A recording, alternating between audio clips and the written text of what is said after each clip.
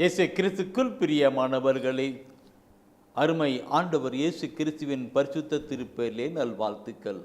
The voice of God, தெய்வத்தினுடைய குரல் ஒளி. அந்த குரல் ஒளி தெய்வீக திருவிழித்தின் வழியாக நமக்கு கடந்து வருகிறது. அவருடைய குரல் ஒளியை கேட்க நாம் கடந்து வரலாம். தூய ஆவியானவர் ஏசியா புத்தகம் 66ஆம் அதிகாரம் 13வது வசனத்தை காண்பிக்கிறார். தூய ஆவியானவர் ஏசியா புத்தகம் 66ஆம் அதிகாரம் 13வது வசனத்தை காண்பிக்கிறார்.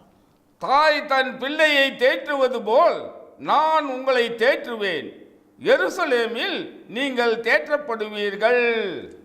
அருமையான ஒரு வார்த்தையை ஆண்டவர் இந்த நாளில் நமக்கு தந்திருக்கிறார். தாய் தன் பிள்ளையை தேற்றுவது போல நான் உங்களை தேற்றுவேன். பிள்ளைகள், சின்ன பிள்ளைங்க இல்லைங்கெல்லாம் அழுகிற பொழுது, ஏன் அழுற, என்னாச்சு அப்படின்னு போட்டி கொண்டு வாங்க.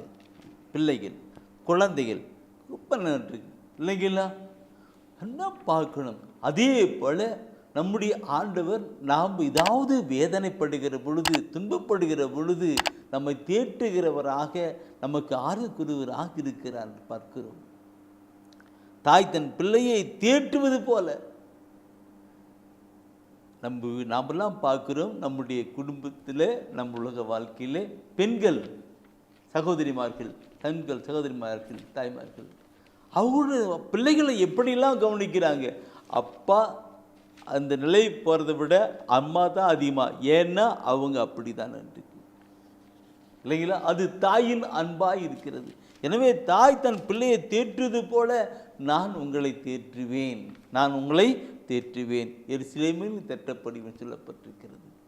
இந்த நாளிலே அருமையான ஒரு வார்த்தையை நமக்கு கொடுக்கிறார். ஏன் பல விதத்தில் தேற்றி போயிருக்கிற நமக்கு அதே நாம் பார்க்கிற பொழுது, அதே ஏசியா புத்தகத்திலே 49ஆம் அதிகாரத்திலே 15வது வசனத்திலே கூட இந்த கருத்துக்கு ஒத்த ஒரு வார்த்தையாக இருக்கும். ஏசியா 49 15வது வசனத்தை கூட இதை வார்த்தைகள் இருக்கும். பால் குடிக்கும் தன் மகவை தாய் மறப்பாளோ, கருத்தாங்கினவள் தன் பிள்ளைகள் மீது இரக்கம் காட்டாது இருப்பாளோ, இவர்கள் மறந்திடினும் நான் உன்னை மறக்கவே மாட்டேன். ஆண்டவர் சொல்லுகிற ஒவ்வொரு வார்த்தையும் பார்க்கணும். நம்முடைய உள்ளத்தில் எவ்வளவு தேர்தல் புரிதல் இருக்கும். பால் குடிக்கிற குழந்தையை தாய் மறுப்பாளும். பால் குடிக்கிற குழந்தைய தொட்டில் போட்டு நாம் பாட்டு வேலை செஞ்சுட்டு இருப்பாங்க. ஆனால் ஒரு குறிப்பிட்ட நேரம் வந்தோடனே அந்த குழந்தை பால் கொடுப்பாங்க. வேறு யாருன்னு எடுத்துகிட்டு போனால் கூட அவன் கொண்டாங்க, அந்த குழந்தைய கொண்டுட்டு அந்த குழந்தைய வாங்கிட்டு அவன் பால் கொடுப்பாங்க. நாமெல்லாம் பார்த்து அனுபவித்துட்டு இருக்கிறோம் இல்லைங்களா. அவங்களுக்கு ஒரு உணர்வு உண்டாயிட்டுருக்கு.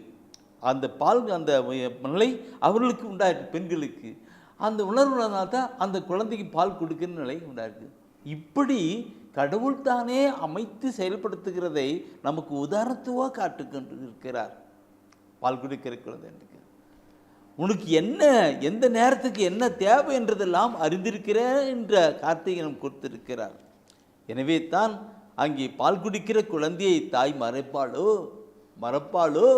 இது ஒரு கேள்விக்குறி கேட்டு அதுக்கு அடுத்து சொல்லுகிறார், அப்படியே அவர்கள் மறந்தாலும் நான் உன்னை மறக்க மாட்டேன் என்று சொல்லுகிறார். எத்தனை கருத்துக்கள் இல்லைங்களா. இந்த நாளிலும் நம்மை ஆறுதல் படுத்த, தேர்தல் படுத்த, உற்சாகப்படுத்த, உறுதிப்படுத்த நம்முடைய அருமை ஆண்டவர் இந்த வார்த்தையை கொடுத்திருக்கிறார். செபிப்போம். அன்பின் ஆண்டவரை, பால் குடிக்கிற குழந்தையை தாய் மறப்பாளோ என்று சொல்லியிருக்கிறேன். நீர் எங்களை மறக்காத ஆண்டவர். எங்களுக்கு என்ன நேரத்தில் என்ன தேவை என்பதெல்லாம் அறிந்தவராய் இருக்கிறபடினாலே அதெல்லாம் தந்து நீங்கள் நடத்துகிறாய். இப்பொழுதும் ஆண்டவரை, தாய் தன் பிள்ளைகளை தேற்றுவது போல எங்களை தேற்றி வழிநடத்துகிற நல்ல ஆண்டவரை, எங்களை முழுதுமாக உம்முடைய சமூகத்திலே பிள்ளைகளாக குழந்தைகளாக ஒப்பு கொடுத்து நாங்கள் ஜெபிக்கிறோம். எங்களை நீர் ஆசீர்வதியும், எங்களை வழிநடத்தும். இயேசு கிறிஸ்துவின் மூலம் பிதாவே, ஆமேன், ஆமேன், ஆமேன்.